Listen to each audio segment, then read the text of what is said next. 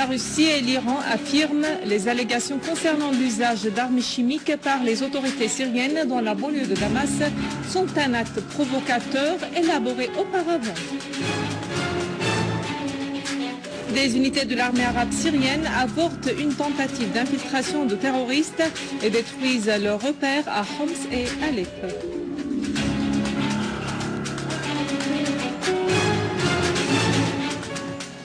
La justice égyptienne donne l'ordre de mettre Moubarak sous la résidence surveillée alors que l'arrestation des éléments des frères musulmans se poursuit.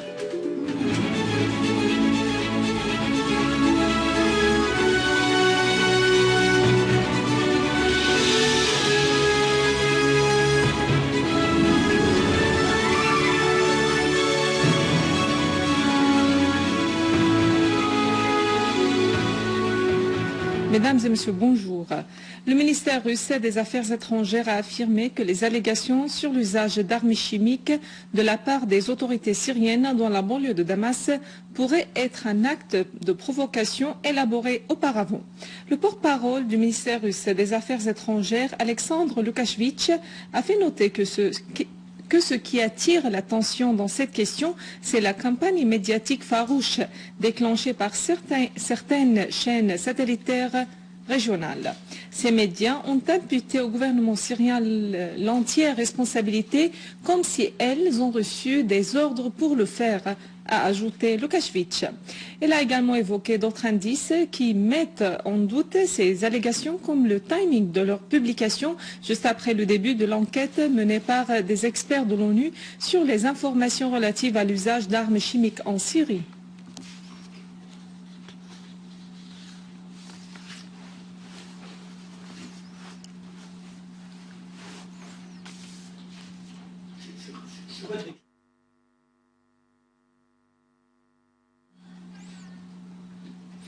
Le ministre iranien des Affaires étrangères Mohammad Jawad Zarif a affirmé que le gouvernement syrien est certainement irresponsable de l'attaque éventuelle aux armes chimiques dans la banlieue de Damas.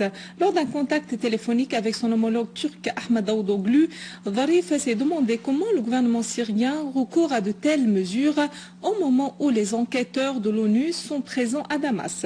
Il a ajouté que ce sont les groupes terroristes armés qui avaient fait usage des armes chimiques si celui-ci avait vraiment eu lieu, soulignant que ces groupes portent un grand intérêt à l'internationalisation de la crise en Syrie.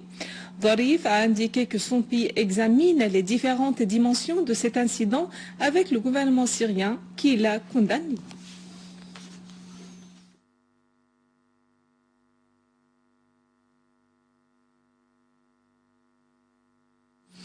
La présidente du Conseil de sécurité, Maria Cristina Perceval, ambassadrice de l'Argentine, qui préside actuellement le Conseil en août, a indiqué que les membres du Conseil de sécurité veulent connaître la vérité sur le recours éventuel à l'arme chimique dans la banlieue de Damas et accueille favorablement la détermination des Nations Unies à enquêter dans ce sens.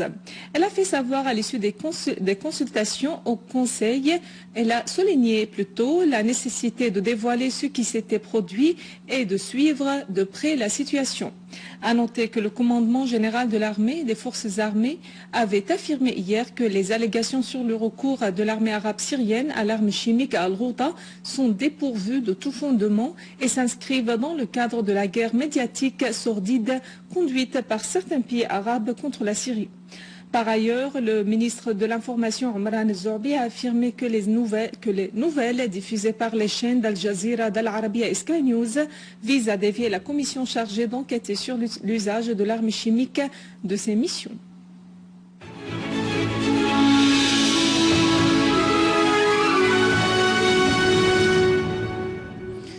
Un obus de mortier tiré par des terroristes s'est abattu aujourd'hui sur la zone d'Al-Abbasine à Damas, faisant une femme martyre et causant des dégâts matériels sur place.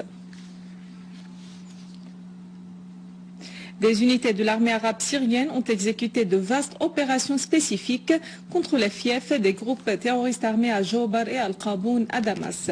En s'appuyant sur les coordonnées qui dévoilent les positions des terroristes mercenaires, des unités de l'armée arabe syrienne sont entrées à Jobar, en particulier la zone s'étalant entre le rond-point d'Al-Manachir et le périphérique sud, pour y détruire les repères des terroristes.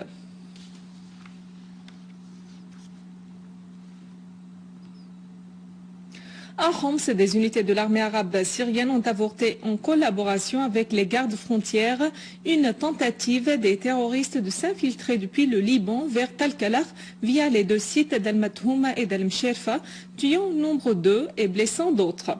Des unités de l'armée arabe syrienne ont aussi liquidé des terroristes dans les quartiers de Jourat al-Shayah, d'Al-Hamidiya et d'Al-Wa'ar. D'autres unités se sont accrochées avec un gang terroriste qui avait tenté de s'infiltrer depuis les fermes d'Al-Wa'ar au quartier d'Al-Qarabis, lui infligeant de lourdes pertes. L'armée arabe syrienne a repoussé une attaque des terroristes contre des points de contrôle militaire à Al-Hola, tuant plusieurs d'eux et blessant d'autres. Des repères des groupes terroristes armés ont été détruits à Burj al-Qa'i, à Taldaw, à Al-Ghantaw, à Ain al-Hussein, à Kissin, à Aqrab et à At-Talf. Des unités de l'armée arabe syrienne ont éliminé des terroristes dans nombre de zones au sud-est de Palmyre.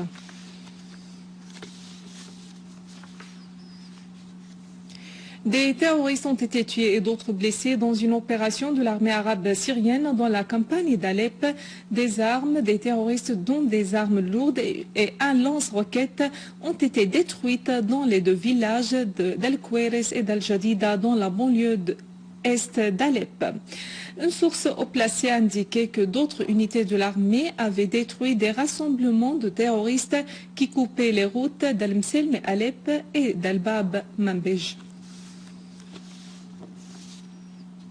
À Al-Hasaka, des unités de l'armée arabe syrienne ont détruit un rassemblement de terroristes de Front al-Nusra dans le village d'Al-Khreta sur la route Al-Hasaka-Tal-Tamr, abattant nombre de terroristes et en blessant d'autres. Dans le même contexte, les services de sécurité spécialisés ont arrêté en collaboration avec les habitants un groupe terroriste composé de 4 personnes qui tentaient d'enlever un enfant dans le quartier d'Al-Nashwa. À noter que cette bande avait kidnappé nombre de citoyens pour demander des rançons.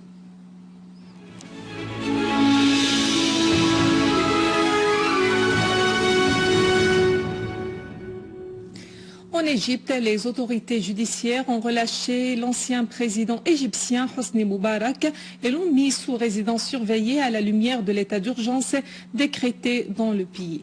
Par ailleurs, le parquet général de Tanta a emprisonné pour 15 jours 21 des frères musulmans pour avoir incité à la tuerie et aux actes de violence contre les forces de l'ordre.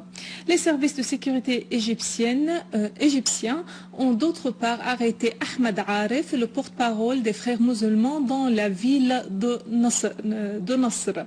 Toutes les procédures judiciaires ont été prises à son encontre et il sera soumis à l'interrogatoire par le parquet général. Avant de clore ce journal, un rappel des principaux titres. La Russie et l'Iran affirment les allégations concernant l'usage d'armes chimiques par les autorités syriennes dans la banlieue de Damas sont un acte provocateur élaboré auparavant. Des unités de l'armée arabe syrienne avortent une tentative d'infiltration de terroristes et détruisent leurs repères à Homs et Alep.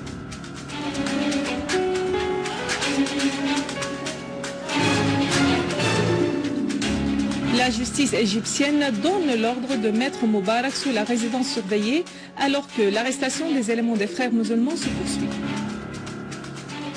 Mesdames et messieurs, c'est la fin de notre édition. Pour la revoir, visitez notre site web syrienonline.sy. Merci à vous. Au revoir.